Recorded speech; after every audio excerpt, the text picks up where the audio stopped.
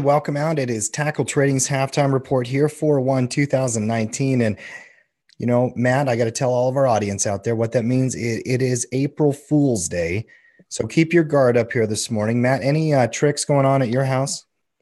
You know, I for one never really got into April Fool's Day, but my daughter, my 9-year-old daughter, is chock full of tricks and jokes today. In fact, the first joke she had today was she removed the batteries from my wife's from my wife's remote controller so she couldn't catch up on Game of Thrones before Game of Thrones comes out. My wife didn't think it was a very funny joke. I, for one, thought it was a very, very funny joke.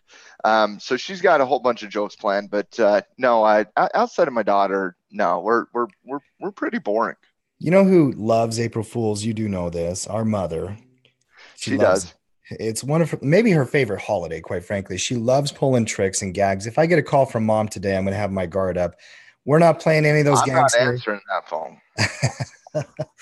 You should not, although it is kind of comical. She's had to get very creative over the years because we all know she's going to pull one of these tricks and try one. So it's going to be interesting. Market wants to run, Matt. I don't know what to say. It feels like it wants to hit the all-time high. And we're in a bull market in this regard. In the short term, we have higher highs, higher lows, and we're breaking resistance. What's your initial technical reaction to the market? Well, I mean, the market, coming in on Friday kind of confirmed a bullish retracement with confirmation above the weekly candles. You had to come into the market with a relatively positive feeling going into the weekend if you're looking at the close on Friday. And then in the futures market overnight, you had some positive economic news coming out of China with the Chinese manufacturing data coming in above that 50 mark. And for those of you who are not very familiar with what that means, it's either economic expansion or economic regression, right? And so when you're above 50 on the manufacturing report, that shows some degree of economic expansion. And coming out of December, January, February, where we were seeing contraction from an economic perspective in China, fostering that concern about slowing global growth coming out of China, that was a really positive economic indicator coming in overnight, coming out of China. And it only came in at I want to say it came in at 50.8 versus the expectation of 50.1. So it's still right in that very, very concerning zone, but it fits the narrative with what the market has been focusing on over the course of the last 2 to 3 months. And now that we're seeing a little bit of positive data coming out of manufacturing out of China, the market wanted to respond to that. And the negative economic data that came out of the U.S., it doesn't matter because that's what everything this year so far has been about slowing growth, slowing global growth, slowing global growth. So when we got that fostered in a little bit of positive mentality, and the market responded. Technically speaking, when you're looking at the S&P 500 right now, you're looking at a bullish uptrend. You do have a little bit of slowing momentum in this trend, as you can see from resistance to resistance. However, you're now attacking that resistance level right here, right around that 2865 level. If you drop this down into an intraday chart, a 30-minute chart, you can kind of see that intraday, that weekly level of resistance right here at 2866. I said to Cody in the pre-production show today, I said, if this market can get above that 2860 level today, and we were kind of looking at it right here, you see that intraday resistance at 2860, intraday resistance at 2860, and now you're breaking out of that level, puncturing into that next intraday level. If you drop this down into the hour chart here, 30-minute chart looks really good on that as well. You see this intraday right there at 2866. You can see the tick there at 2866. You're currently ticking at 2863. This market wants to buy. We have some resistance that we have to contend with, but it certainly does want to buy. If we come back down to the daily chart here, if we can break out of that 2866 barrier, which is absolutely possible today, really good start to the trading day here today. You really don't have anything to contend with until you march up into that 2900, maybe a little bit here at 2870, but really that 2900, it's going to feel like a magnet. It really does. And when you've been around the market as long as we have on a daily basis, you get these feelings based on your experience. And when the market wants something, it usually does it. And it just feels like this market wants to go up, and it wants to break out, and it wants to buy up into that 2900 level. So all things positive so far on the day, confirmation, and now we're hitting into the overhead resistance. If we can get above that, Tim, we should be off to the races a little bit. Yeah, and if you're out here watching our halftime report here, first of all, give us a quick subscribe and a like. It's always great to have you out here, halftime crew. I will say this, Matt, there's a mixed action in the sectors, and today being Monday Prep Monday sectors, what we're going to do is we're going to go through all of those at the end of the show and break them down. I'm seeing weakness in utilities, healthcare, and staples, which is somewhat of a sector rotation. We'll get to that later in the show. Out of the stocks that are really grabbing my eye today, one of them is Monster, Monster Beverage. And we talked about this last week. Bring this stock up. In fact, a couple of weeks ago, we had this one on a report. We loved the pivot pullback. Then random news, a distribution deal went bad. It affected the fundamentals and the technicals, and the stock has just completely fallen out of favor. I think it's a good reminder for me to tell everybody out there, you got to have a stop loss. You can't just hold and wait for losses to come back because they don't always come back. What a weak chart right there. What do you think? Extremely weak, and it was a darling. And I remember this pivot here. You and I hit this pivot, came down, got blown out of the water, hit stops, got out. Now, when you're looking at it now, you're seeing a bearish downtrend. You're coming into support here at about 53. You can give it 53 to 53 and a half. I'd put that support level somewhere in there. And on a day where the market is buy, Monster's down an extra 1.9% here today, and threatening that next level of support. And if you can break that next level of support, that's a shorting opportunity, Tim. And I've made this statement before, and I'll make it again. Traders are the biggest flip-floppers in the entire world. Yeah, they are absolutely biggest flip-floppers in the entire world. That's right. They can go from loving something one day to absolutely despising and hating it and wanting to do nothing but short it the next day. And that's how you have to approach this from a trader's perspective. We're not just buyers. We're not just sellers. We read the price action. We always trade the price action. We know we're not going to be 100% successful on every trade. That's impossible. That's absolutely impossible. You're not even going to hit on your directional trades, Tim. If you're hitting 60%, you're in a rock star territory. Oh, yeah. I mean, literally rock star territory. So in terms of this, yes, we are traders. We are flip-floppers. And when that violated this support level right here, got everybody stopped out right there, you see those stops just getting hit. The sell starts happening. Little short-term retracement coming back up into an old resistance level at $56. And now it's coming back down into support level. And again, that is a shorting opportunity if you can break down out of that support level. And as we go through the indexes, I kind of grab stocks off of those indexes that are highlighting either big gains, big losses, or big volume that day. A couple of big gainers on the S&P, Matt, and these are really interesting ones to me. Wynn Casinos jumping on some really good news out of China and Macau that their revenues were going up and casino revenues were on the rise. The Chinese economy had some positive data over the last little bit. It's starting to come back up a little bit here. Casinos could run.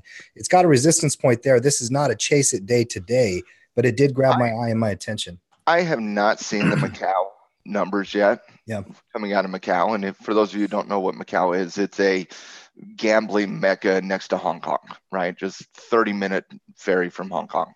But it's very important from a gambling perspective. And if you're investing or trading gambling stocks, this report's going to be very important. I have not read the report. From what I have heard, we were supposed to see somewhere of a negative 6% growth from year over year. But again, I haven't personally read the report. It was down 0.4, but it was less than the expected number of 0.6. So it came in as one of those better than. It wasn't great, but it was better than bad. They thought. Right? Yep. Yeah. Oh, and how many times we've seen that play out? I mean, retails were bad, but they weren't like December bad, right? It's perspective is what it is. Yeah, and the other one that's grabbing my eye is Delphi. Delphi is an auto parts company out of the UK, Delphi symbol. DLPH, and it's only a $2 billion small cap company on the S&P 500, though, S&P component. Reversal pattern, Matt, coming off of a pivot point there at $20. I actually really like that signal. Yeah, I like the signal. I don't know this company, don't trade this company, and so I'm not going to chase a company that I don't know or trade, but it might be, when you hear say it's a watch list candidate, that's usually, hey, we don't know this company very well. We like the setup, we like the technicals, but I'm not going to trade something unless I get to know the company a little bit. Absolutely. Let's move on to the Dow Jones Industrial. Keep working through the indexes one at a time. A lot of commodities I want to look at today as well, including palladium, which has been a mover lately. The YM contract making a comeback, breaking into some resistance, but still very, very strong. Little W pattern there, Matt. In the short term, you got to like the strength out of the Dow right now. The Dow can play catch up, and it's on the heels of a little bit of Boeing. Boeing's had some very positive technical movements and price movements over the course of the last few days. Boeing's up 1.5% versus the market up about 1%. So obviously Boeing is leading what's going on in the Dow, but it's not just Boeing, Tim. I mean, if you take a look at Cisco here, Cisco, I love this breakout on Cisco. And Cisco's really kind of leading that as well. So, I mean, when you're coming back to the Dow here and you're saying, okay, the Dow has a little bit of a W formation. It's testing. It's not breaking out yet, but it is certainly testing those breakout channels. And if you can see the level of importance of this level the Dow is at, old resistance over here, old resistance over here, old resistance over here, and now you're coming right smack dab into those same levels of resistance. And if you can break up above that, you're talking all-time highs at this point, Tim. I mean, and the Dow certainly can catch up. If you remember, when Boeing was on its tear in January and February, we were all over Boeing and we were all over the Dow. And then once Boeing had the kind of the negative news, you know, the Dow certainly came down a little bit. But now you're starting to see Cisco break out. You're seeing Apple doing good things. You're seeing Boeing. And again, I still think Boeing is untouchable for me. I just for me, I understand other people wanting to buy that dip. It is untouchable for me right now. I'm going to wait for a cleaner setup on the Boeing chart. But if the Dow can break out, you should see price appreciation back up into these all-time highs around 900. There are a lot of companies that are grabbing my eye on the Dow. There's no doubt the Boeings, the ones you talked about, are great, but I can tell you Caterpillar is up 1.4% today. Yeah. That's a big move on an industrial company. And whenever you get good news out of China and there's the implication of international growth, then these types of companies start to run. It still has resistance in front of it. I'll tell you one that does not is United Technologies, and an aerospace and defense company as well. A Dow component just running here today, Matt, breaking out of a resistance. Oh, look at that. I didn't see that. Yeah. No, that's a beautiful break of 130. I mean, the problem is it might be so good it's too late to run. Yeah. You know, it's and that's just a question every trader has to answer for themselves. But you got a lot of momentum behind that break. You don't have a lot of volume on the break yet, but we're still midday coming into the action. You do have overhead resistance at 135 by 136, which you have to be a little concerned about. As a trader, when you see something like this on UTX, you just got to say, okay, do I have enough return to justify the risk, right? Because this really is a momentum play at this point. It is not a standard, I want to buy the breakout, put a stop loss under the breakout channel and target 136, right? Because if you did that, the breakout channel right here has to be 130, which means if you wanted to put a stop loss, you got to put that stop loss somewhere underneath 130, say 1/2 the ATR, we come down to 129. Right?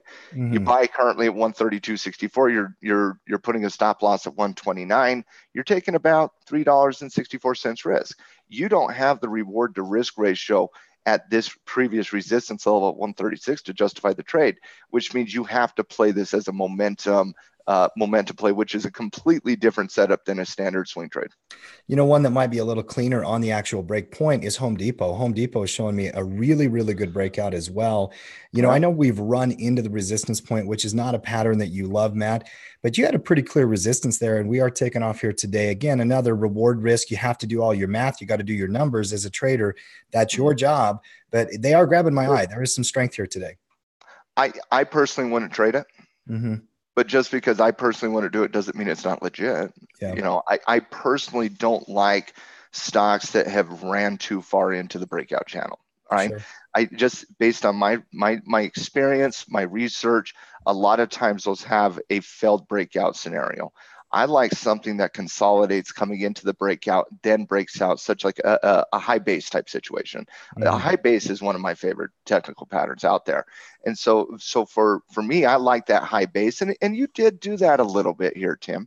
You ran, you kind of based, and then you broke out. So I don't love the fact that it ran, but it did form a little bit of a high base here before it broke out, giving it a little bit of a consolidation, a little bit of time to breathe, right? Just for the traders to take a moment and be like, okay, give me a day off from looking at this stock 6.5 hours a day.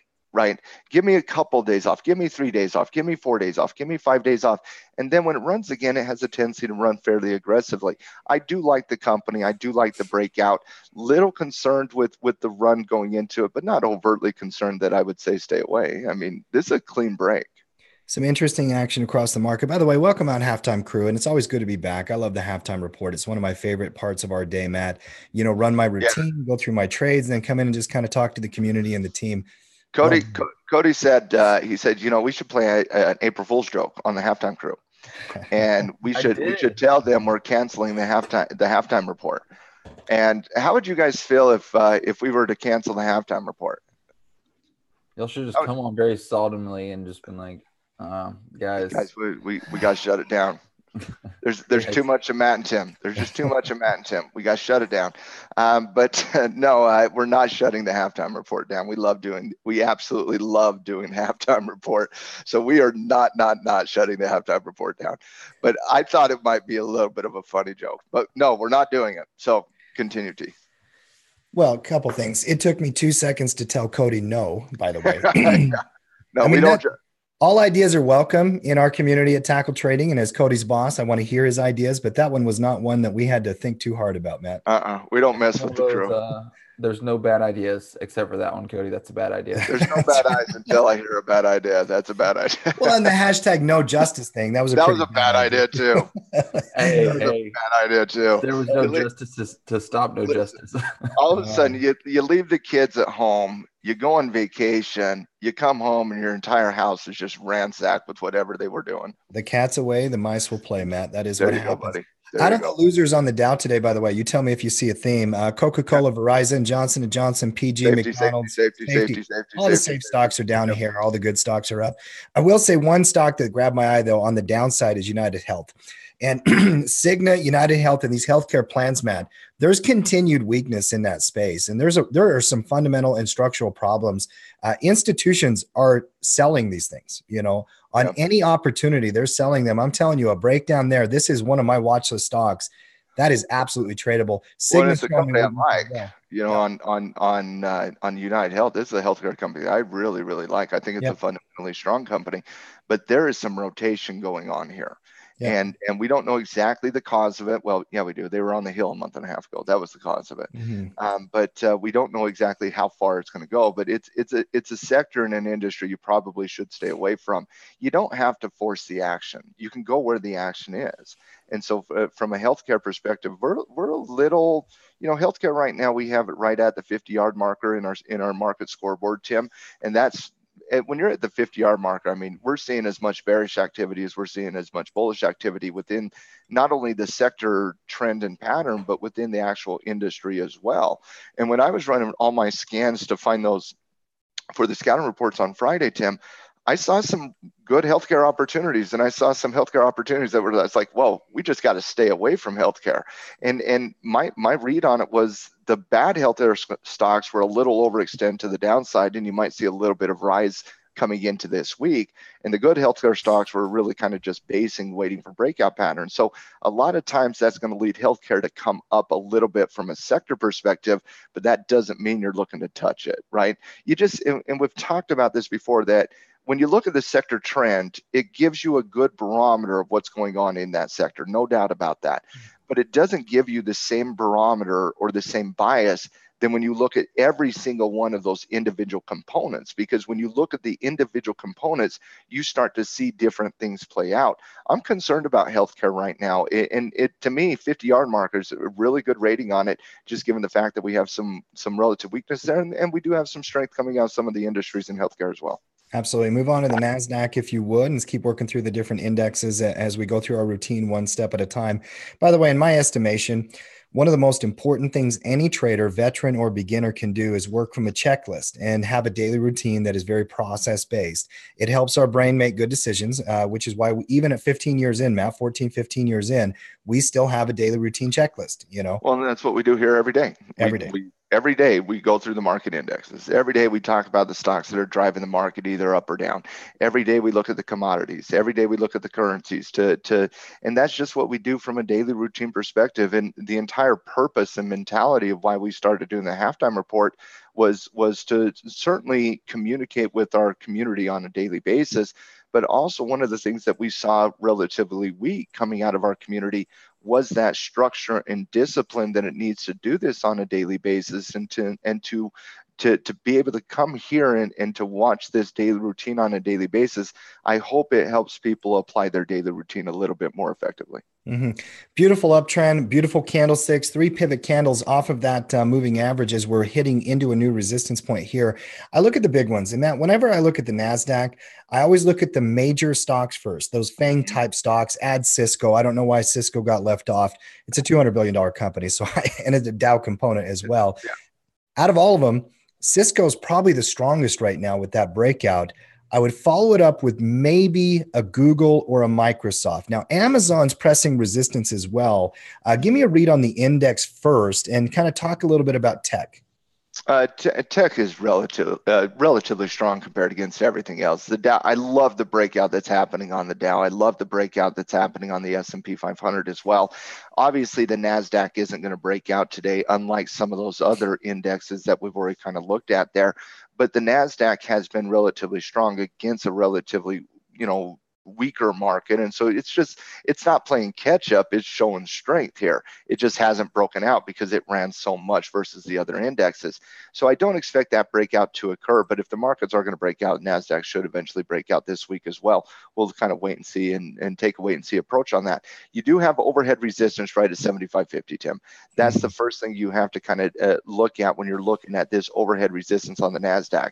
So you still have about 70 points to go on the NASDAQ, which is about a 1% movement before you come into those resistance levels. If you can break up above that, 7,600 is a significant whole number, but it doesn't really have any historical connotation over here. You're really looking at that 7,700 number. So the first target on the NASDAQ, or the first level of resistance, you're really looking at 75.50. And if we can get above 75.50, I'm not too worried about 7,600, although it could play a little bit of a minor level of resistance. You're really looking at those all-time highs around 7,700. I saw a title of a news headline on Market Watch, Matt, of what it would take to give up Facebook for a month. And I think maybe the title of the headline just inspired me. Okay, let's play the game. Okay, especially in Mark Zuckerberg's hilarious, What a joke. hilarious asking the United States government to regulate his company. That is so funny. Hey, Zuck, you run Facebook. You can regulate your own company. You do not need U.S. government entities to regulate your corporation. You can set forth the guidelines for your own corporation. All Zuck is doing here, Tim, is trying to pass the buck on somebody else. That's number one.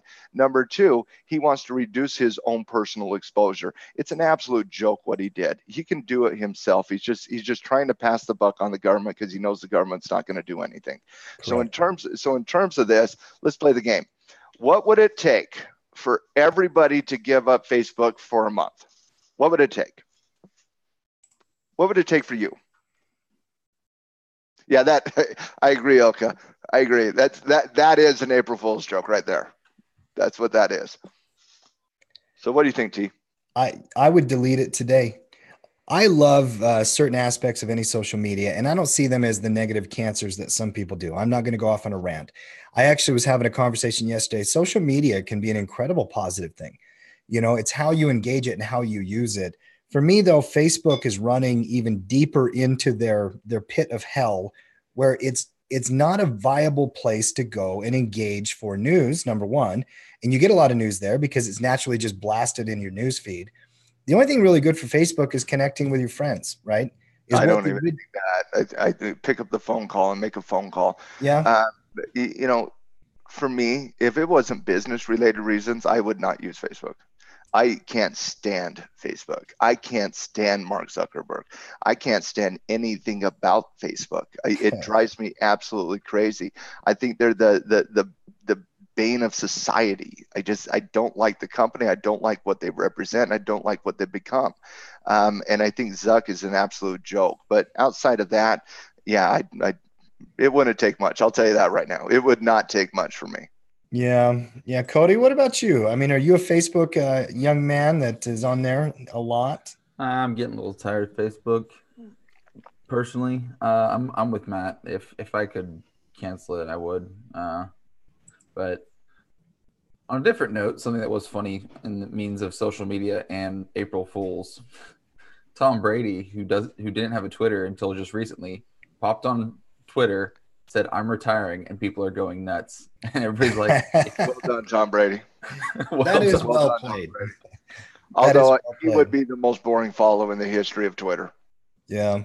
Yeah, it would all be corporate sponsored type stuff. But yeah, well done, Tom Brady. Yeah, he popped on, "I'm retiring." People are going nuts. And everybody else is like, "It's April Fools," and he hasn't responded. No, that's good. That's a good one. I will say this, though, the fact that we have this debate constantly, and I think a lot of people, a lot of consumers are also having those discussions. Facebook has lost something, Matt, and I know it's neutral and a W pattern. About it, Sam. Yeah, it's underperforming against some of the majors. You look at Google, you look at Microsoft, you even look at other social medias, and they're doing a little bit better.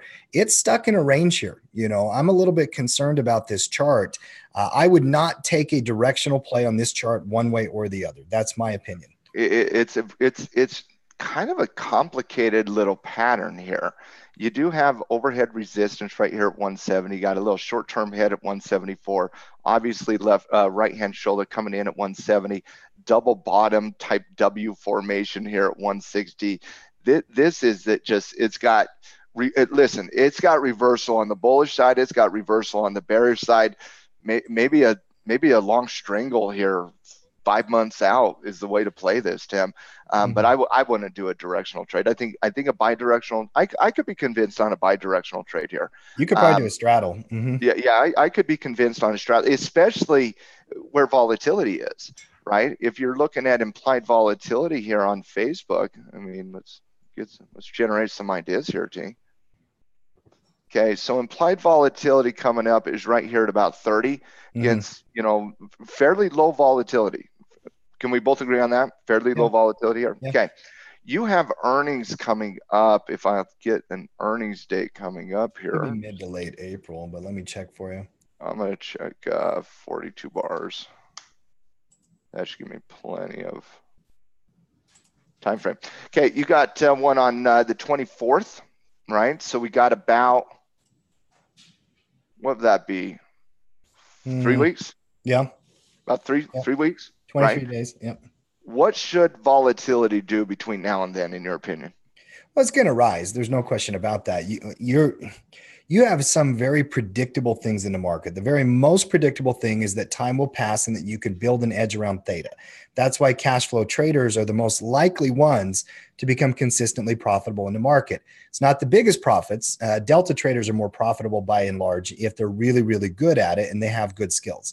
But Vega, Matt, is an understudied aspect, and it should rise over time. And that volatility cycle is very predictable. It is, and it's high probable, right?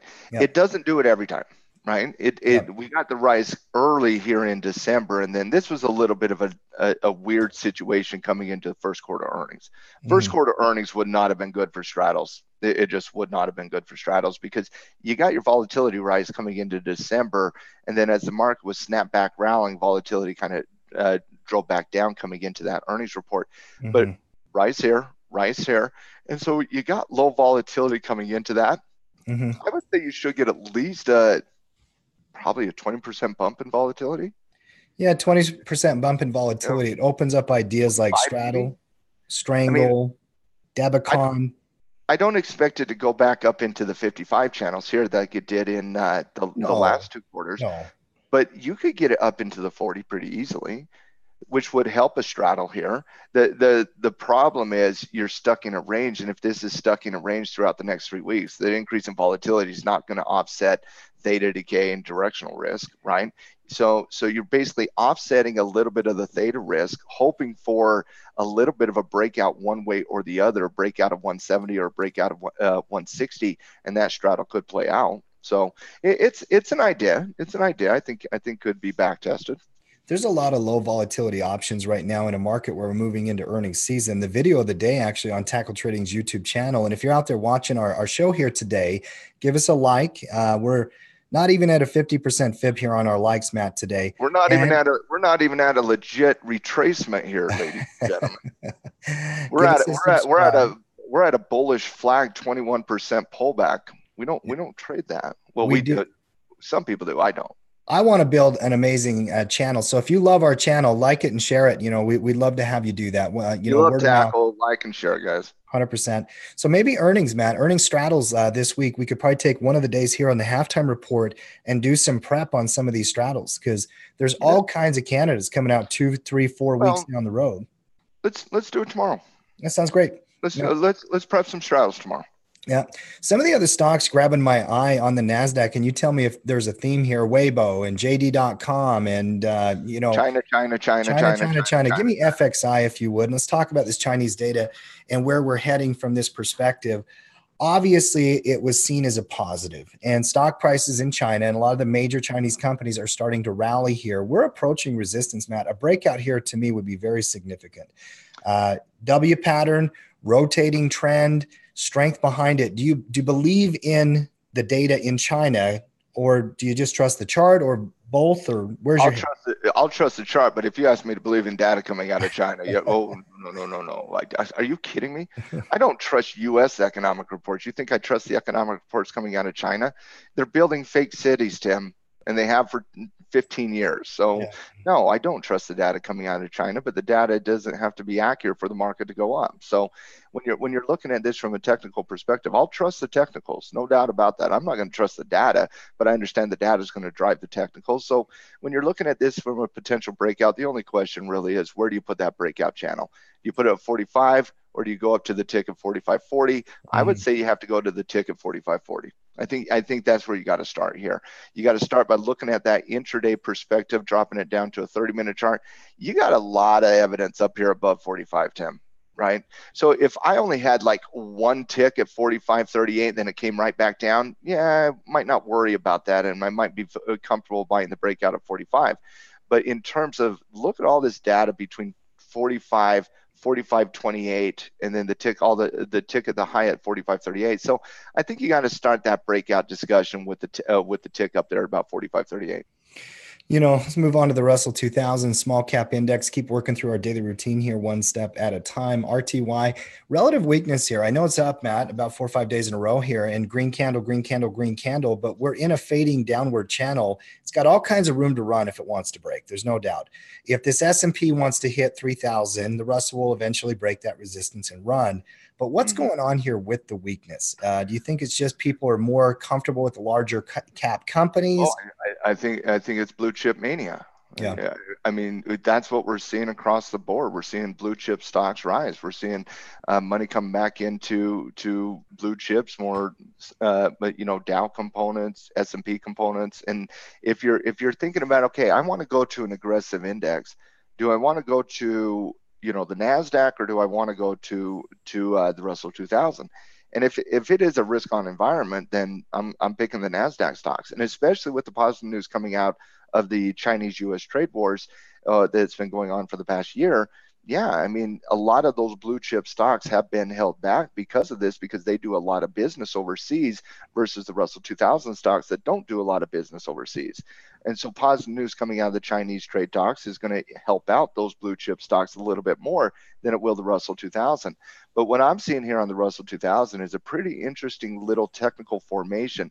If you put this on the 1 hour chart and you connect the resistance levels to resistance level, you have this pretty clear intraday resistance level that's really kind of impacting it.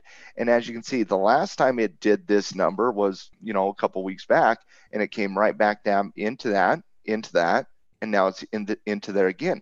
If you can break out of that flag type situation, you might see some run up. But I don't like breakout of flags.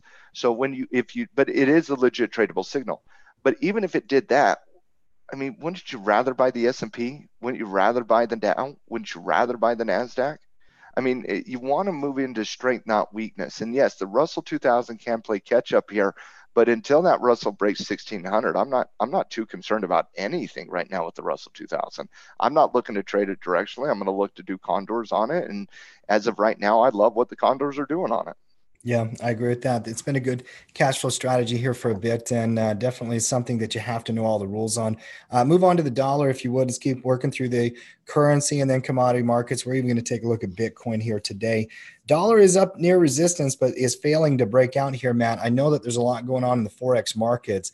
We've got a fundamental bias on the dollar for a lot of different reasons. We think they're printing too much money, but it's the best of a bad bunch. And there's, not real clarity out of Brexit yet. The European zone had some negative data come out today. Could the dollar break here this quarter? And do you expect it to? Two questions. This quarter? Yeah. Oh, I don't know. I can't think past tomorrow with the dollar. Yes, of course it can. I mean, that's the answer, number one. Yes, it can break out of the quarter. Absolutely. Mm-hmm. Especially if you continue to see relative weakness coming out of the Eurozone. And with Germany today, I mean, positive economic news coming out of China, but not nearly as reported, was very negative news coming out of Germany, right?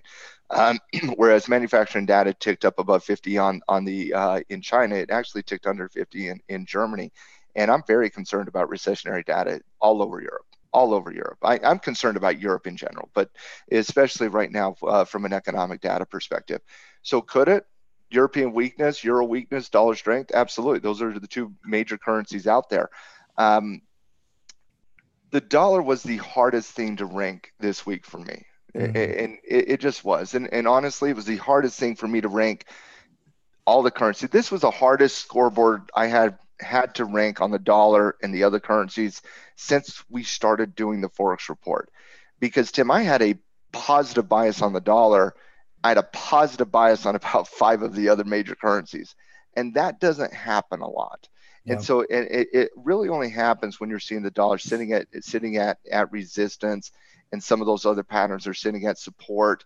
You expect you believe in the fundamental value of the dollar, but from a short-term perspective, it's a little overextended with the other currencies sitting at a support level. So to me, I still have a slightly bullish bias on the dollar, somewhere in that 40 to 35 yardage mark. If it breaks out, I mean, all bets are off. We're going bull, bull, bull, bull, bull. I don't see that happening this week, though. I just don't. Maybe it does it Friday on a very positive unemployment report, right? We do have the unemployment report coming out on Friday. Only if I see a little bit of consolidation coming into Friday, though. So for me, I'm kind of a stay away outside of day trading on the currency this week. I don't see a lot of great swing trades on the dollar this week. If the only one that really kind of caught my eye just a little bit was perhaps the dollar against the yen, but to be honest with you, it was on the opposite side of what happened today. And so when I was looking at this from a dollar yen perspective, I was like, okay, if the dollar is going to show some weakness at resistance, maybe we see some strength coming into the yen and we see a decrease in price. Never confirmed. Dollar showed strength against the yen today. So, to me, I just don't see any legit trades outside of day trades on the dollar this week. It's tough. You're not going to believe in a breakout that's taken this far to run into resistance. And there's not any economic reason until Friday that really could even propel it. So it is a complex Forex market, probably best set up for day trading day by day if you know how to trade those currency pairs, things like that. And if we get a little bit of retracement here, Tim, coming back down into, say, somewhere around 96.50, you'll have some setups on the dollar. You absolutely will. But the problem is, if the dollar just breaks out of that 97.70, and it is not going to happen today, but if the dollar does break out of that without some degree of consolidation, you are so far overextended coming into that breakout, you're not even going to touch it. We need a better setup is my point. We need to be patient. Patience is a position. Let it establish itself. Let the trend and the pattern establish itself, and then we can hit it. Move on to the energy sector, and crude is breaking out, Matt. It's been just simply bullish for a bit. We're breaking above that 60 mark. I like crude oil WTI a little bit better than Brent. Brent is still up 2% today, but the crude oil chart, very strong. I don't know how you chase it here besides position trading. What's your read? Good break. Yeah, it is a good break. Clean break. Yeah. Good break, clean break. Talked about it last week. Once it breaks, it has the tendency to run $2 before it consolidates. That's what we're seeing in this pattern here. It breaks 55, it runs to 57.5. Well, that's kind of that 55.5. So it breaks 55.5, runs to 57.5. Breaks 57.5, runs to 60. break 60. Where's it going to run? 62, 62 and a half, probably. That's kind of the pattern.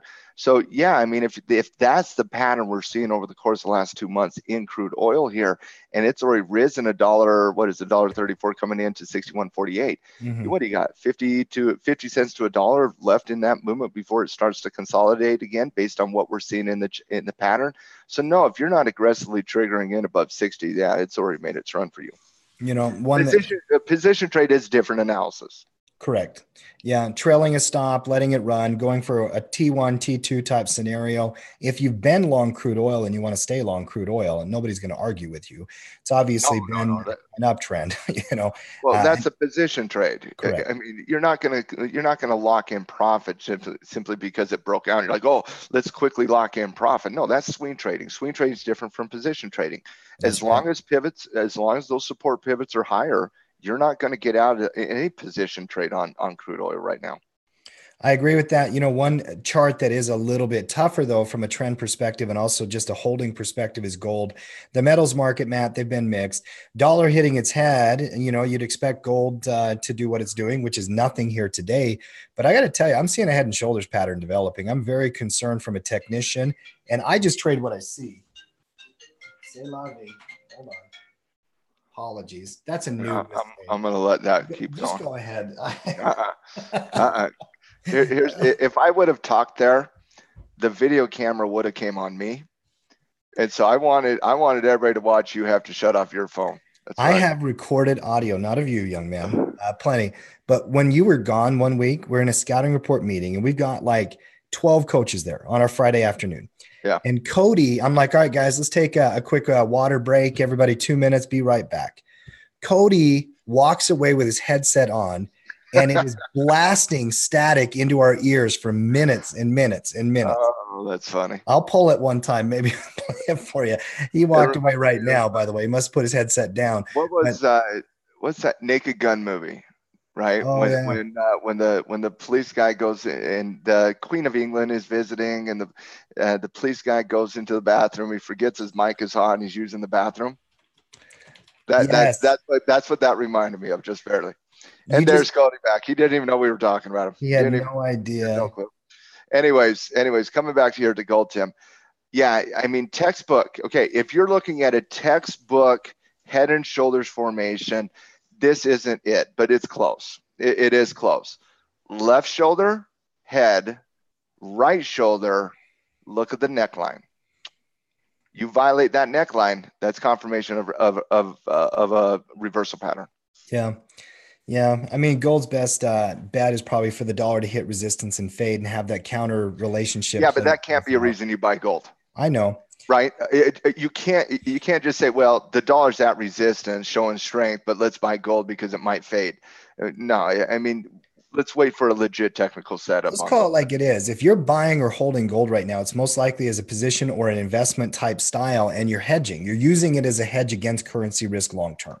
From a short term perspective, I don't see anything in this chart, Matt, that would get me excited about going long. No.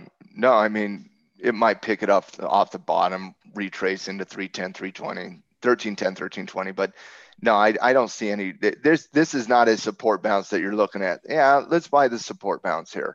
No, if that breaks support, you should see relative weakness back into 1280. If you break 1280, you're talking 1260. You break 1260, you're talking 1240, and you're stepping stones on the way down. You're the same way we were doing on the way up. And so, no, this is not a time to look at gold. The other metals are not grabbing my eye except for one, and that is palladium. And I got to tell you, if you put 10 technicians in a room here, they would debate this for 10 straight hours on what they see of whether or not there's momentum or the opportunity to trade it.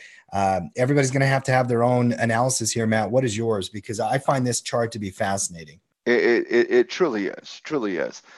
First and foremost, it's still my favorite of the metals. Mm-hmm. That's number one. Number two, you had some negative news come out here about the expense of using palladium versus platinum in electronic vehicles, right? That negative news does not justify this, number one.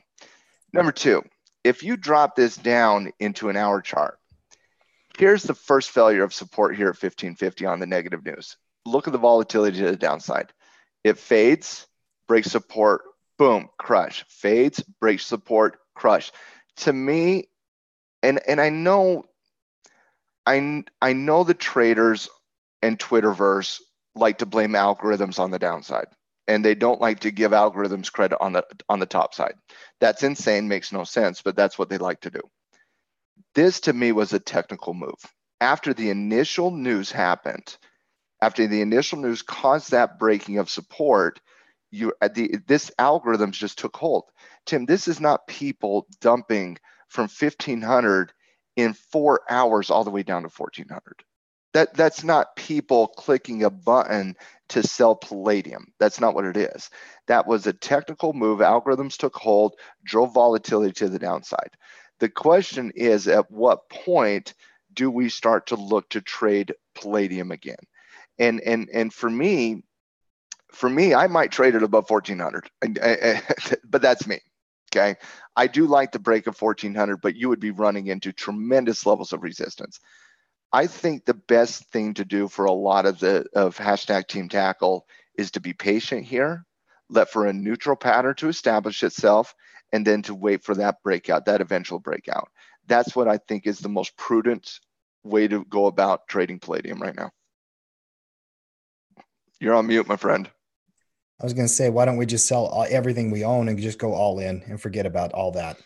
I mean, first of all, it was a juggernaut for a year. It went from $800 to $1,600. I have this like FOMO thing going on. Now I want to catch the next move and I don't want to miss it again. Okay? No, don't Bitcoin this. All right. So don't just lose my mind and put all my money into palladium because it has two good green candles. We're not seeing in your house to buy palladium.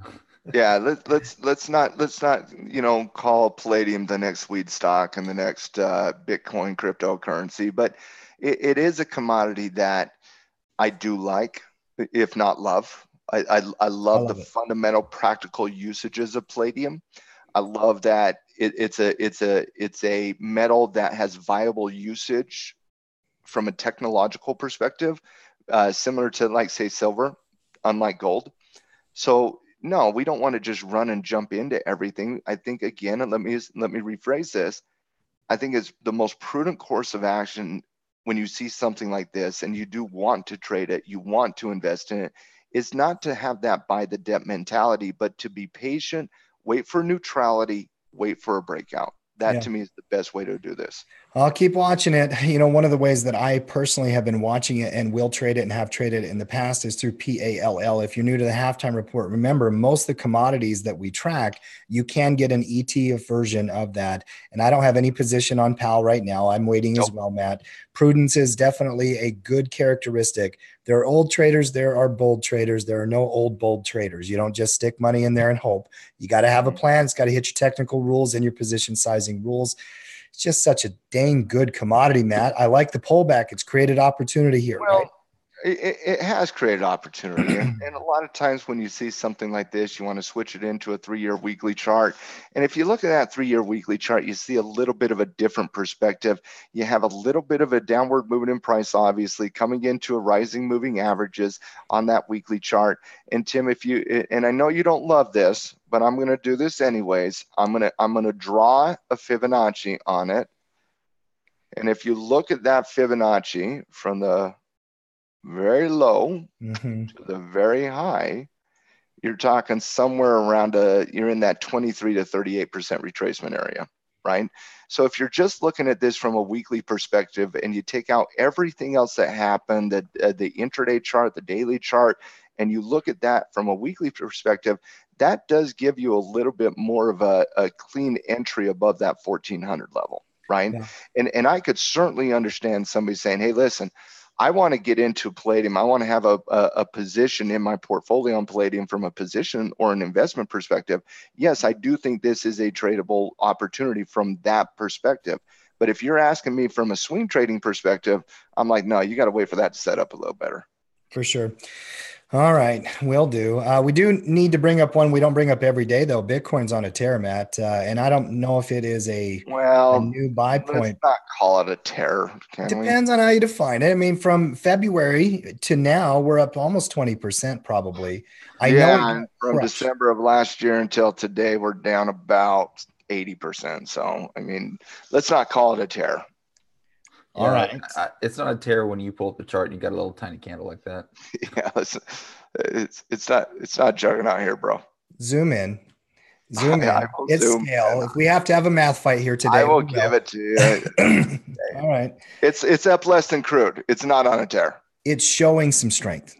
Yes, Okay. it is. It is absolutely showing some strength. And I've been a fundamental believer in cryptocurrencies for the long haul, even since the bubble and the crash, well before the bubble and the crash. And I am not saying go out and buy cryptos, but one thing that I see, Matt, is I see emails coming through the clubhouse. I see comments coming through my own personal email, and I see what people are curious about. And I will say this, investors are starting to ask more questions about crypto again. Like, oh, which one should I study? Or how do I get involved? Or what should I look at? I think the interest is coming back. I've seen it. I've seen it a little bit more than the last year or so, in the last month. People are starting to grab a little bit more interest than they had before. What would have to happen for you to start getting interested in crypto research and going out when those people stop getting involved again? Gotta shake them all. I mean, I think it's absolutely ridiculous. The people that missed out on the weed craze of 2018 and the people that missed out on the Bitcoin craze of 2016 to 2017, now all of a sudden we're rotating back into Bitcoin. No, come on, get out of here. Yeah. Speaking of weed crazes, all those stocks are down. Tilray was down today as well. Just crypto. I don't know. I'm interested again. Okay. Technically speaking, fundamental, whatever. I don't let them ask whatever question they want. I could care less about that. That literally does not move the needle for me, not in any capacity. In fact, I think it's kind of a joke. But from a technical perspective, you got to like the breakout. That's all I'm going to say. From a technical perspective, I don't care what anybody on Facebook says or Twitter says or any get rich quick person says. That does not faze me, does not move the needle. From a technical perspective, you have a breakout here on Bitcoin. Yeah. Now, the obvious concern is over here with the technical levels between 4,300 and 4,500. If you can get above 4,500, I could be interested. Oh, could be. Market. It is 4-1. It is April Fool's, by the way. So Matt can always come back and say April Fool's on that. Could be. Could be. All right. By the way, I was the guy in 2014, Tim, talking about Bitcoin. Yeah. Okay. I was the guy going out to room saying, you got to study Bitcoin. You got to study crypto. Yeah. Okay. I was also the guy, Dustin, I'm not. I should not even analyze Bitcoin. I'm going to own this one. This has GoPro written all over it.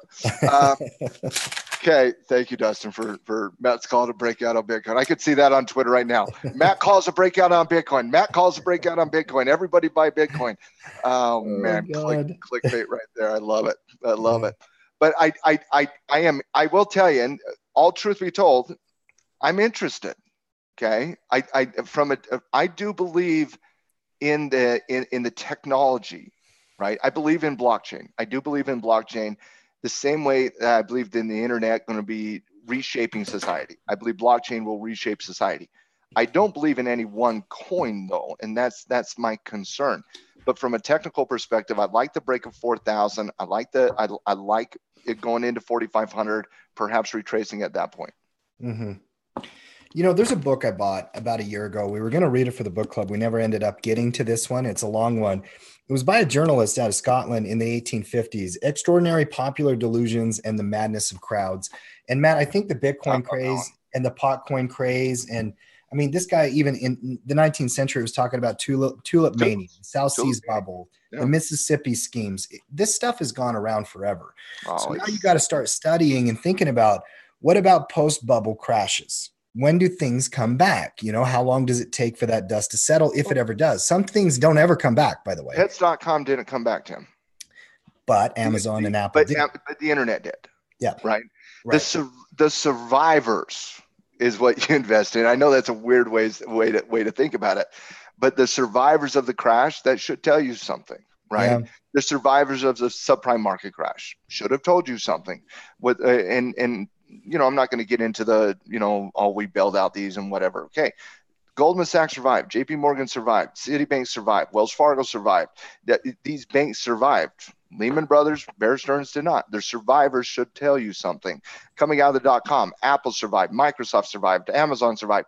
They survived. Pets.com did not survive. 90% of the websites didn't survive, Tim. Many of the banks, maybe not the big banks, but the regional banks did not survive in 08. So when you're talking about this crypto craze, I don't even know how many crypto coins there are right now, Hundreds. but it's probably, it's probably Thousands. in the thousands upon thousands of different cryptos out there. And I'm willing to bet that 99% of them do not survive. Is Bitcoin that 0.001% of the cryptos that is going to survive? I'm not willing to say that. But that's also going to be very long-term, not short-term. From a short-term perspective, I like the break of 4,000. Yeah. I do as well. A $4,500 breakout. We'll have to revisit it, Matt. We will table it until then. We'll come back to it, I'm sure, over time. Go to the actual newsletter. Probably the fastest way to do our sector analysis. Let's get our scoreboard up there and kind of just run through what Cody and the team had did. And by the way, again, Cody, I can't tell you this enough. Great job on the newsletters, kid. I know I call you a kid because to me, you are a kid. He is a kid. Oh, it's all right. He's always going to be a kid. He's going to be 50 and we're going to be 65 and he's still going to be a kid. As long as I'm the youngest coach, I'll take the nickname kid. There you go. I'm going to hire somebody literally today just to change that. Oh, we could do that. We could easily do that. Come on down, Matt, to the sector and seasonality, whatnot. Kind of break this down rapid fire style. We only got a few minutes left in our show here today, but kind of give the team an idea of sectors today. Seasonality, you have positive seasonality on the market, number one. Okay, so the S&P 500 certainly does have positive seasonality coming into the month of April.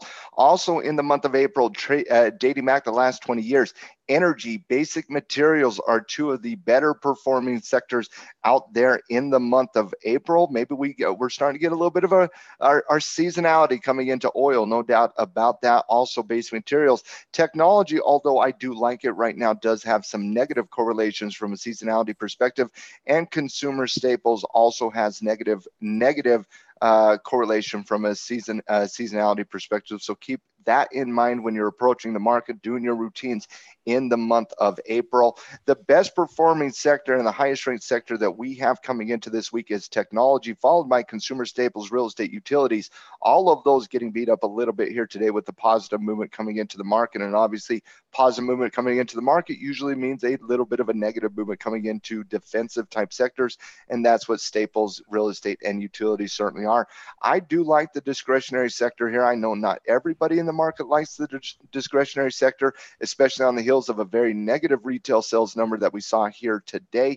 But we do have that ranked at the 25-yard markage as well. At the 40-yard markage, we got communications and industrials with basic materials and healthcare at the 50-yard marker.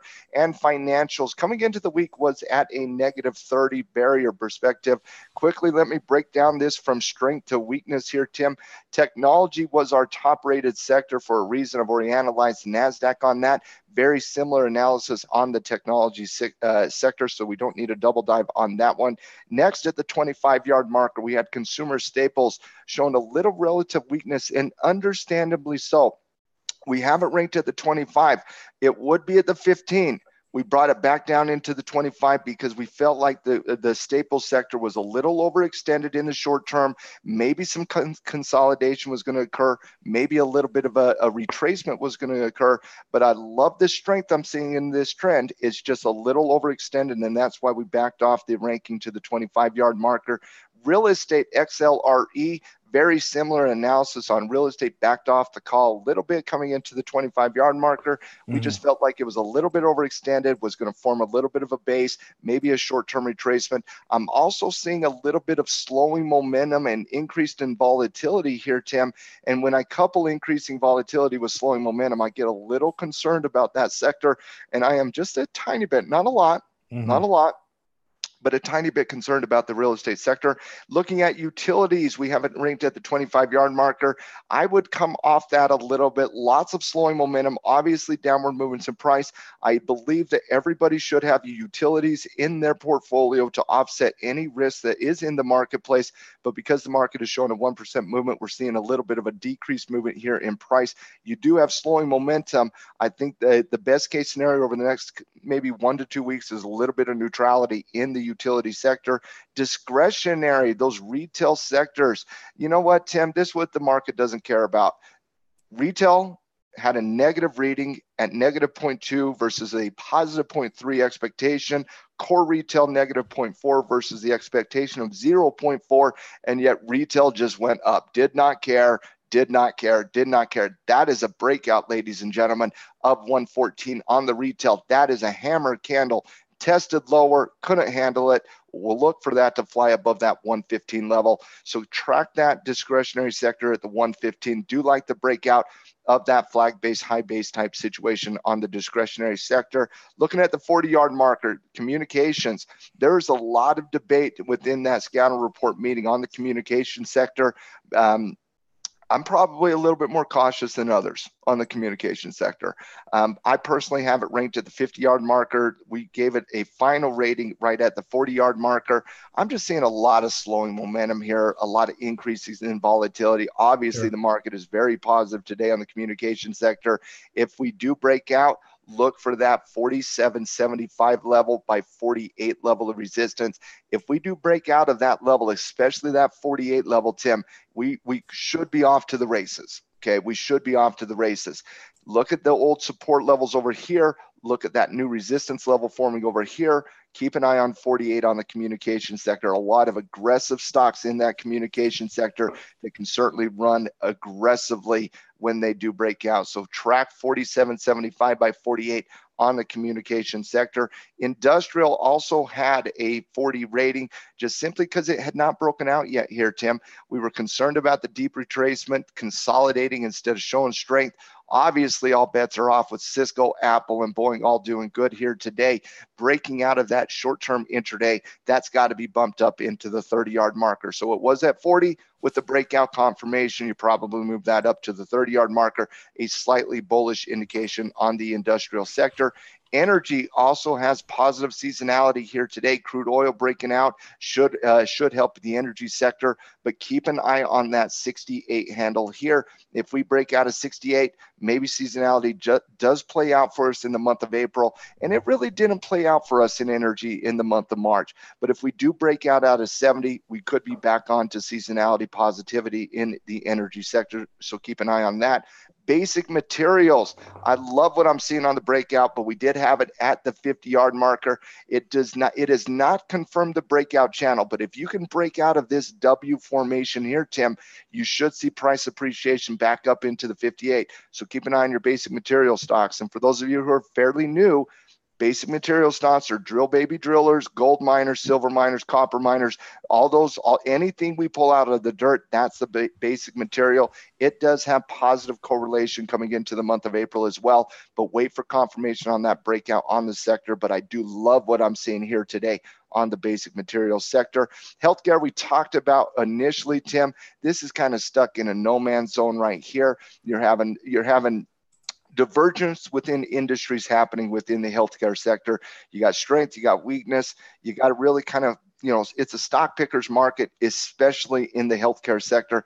Healthcare is kind of a stay away from me from a swing trading perspective, not when we have good breakouts going on in other sectors and relative weakness in other sectors. So for me, healthcare is a stay away from me this week. And we did have it ranked at the 50-yard mark, and that to me, following one day in the market, is an accurate rating. And then XLF, we came into the week, and this is one I want to quickly talk about because we came into the week showing tremendous strength, tremendous weakness in the financial sector, and especially in those financial type regional banks. Not necessarily everything in financial, but specifically in regional banks, we saw tremendous weakness.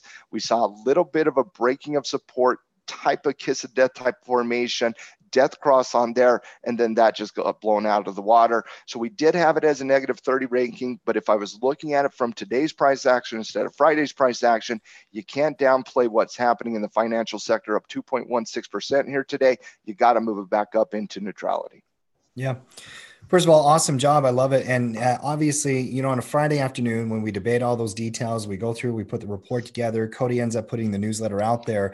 If you're out there watching this, make sure you watch the video, the full breakdown of everything Matt just did, as well as some of the sector and also the seasonal analysis as we're heading now into the second quarter of the year. Hey, before you wrap it up, okay, I got one question for you and Cody. All right. Okay. What is the most profitable company in the world? Now, I'm going to give you some, okay, I'll see if you guys can, without giving you hints, see if you can nail it. What's the most profitable company in the world as of all of 2018? I'm going to guess Aramco out of Saudi Arabia. Cody? Most profitable. I don't know where to start. I would actually think it's probably not one of the juggernauts. I think it's probably one of the smaller companies that just did well. I don't even know where to guess. Okay, it is Aramco out of Saudi Arabia. This is how big. You probably read the article. I did not. I absolutely did not. Give me credit where credit is due. No, I know you. Okay. So because I know stuff, I don't get credit. Okay, I'll give it to you. Because I know stuff. I'll give you credit. Okay, Apple, $90 billion in profit last year. Aramco was close to $240 billion. That juggernaut out of Saudi Arabia is supposed to go IPO in 2020 or 2021. And mind you, we talk how big Amazon and Apple and Google, the juggernauts in the U.S. are, $800, $900 billion companies. Aramco is expected to come in at an IPO at $2 trillion. Ding, ding, ding, ding, ding. That'll be big. Yeah, and when it does go IPO, I will say stay away. See, what's the same way? Hold on. The same way we said, not left, on Lyft. Ding, ding, ding. Look at that. Got to that. end on Lyft. I agree. Catch an Uber, obviously, because Lyft's not making any money. Hey, the hate will go too far on Lyft. It Eventually. will. The same way the hate went too far on Facebook and the hate went too far on Alibaba, the hate will go too far. And I do believe at some point in the future, we will have a very good buying opportunity on Lyft. C'est la vie. Such is life. It goes up and down. All right, guys, that has been our halftime report here today. We appreciate all of you guys. If you love tackle trading, by the way, the hashtag I really want us to start using at Tackle Trading, and in the chat, everybody blasted in there, is hashtag Team Tackle. Okay. That's I know we've got a couple of them, but that is our number one hashtag. Put in hashtag Team Tackle.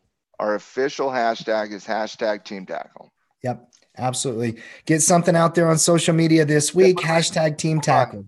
What do we got this week coming up? I think we've got the Tackle 25 Mastermind group on Wednesday, I believe. Coach's show on Tuesday. Onboarding tonight. Yep. Okay. So if you're new to tackle and you want to understand kind of everything we do on a weekly basis, onboarding tonight with Coach Frank. Coach's show tomorrow night, Cash Flow Club on Thursday night, Tackle 25 Mastermind Group on Wednesday, and a big shout out to the women of Women in Trading for showing up on Friday night. Thank you so much for supporting that Women in Trading brand. We will do another one next month as well. Hashtag Team Tackle, guys. Let's go. Peace. All right.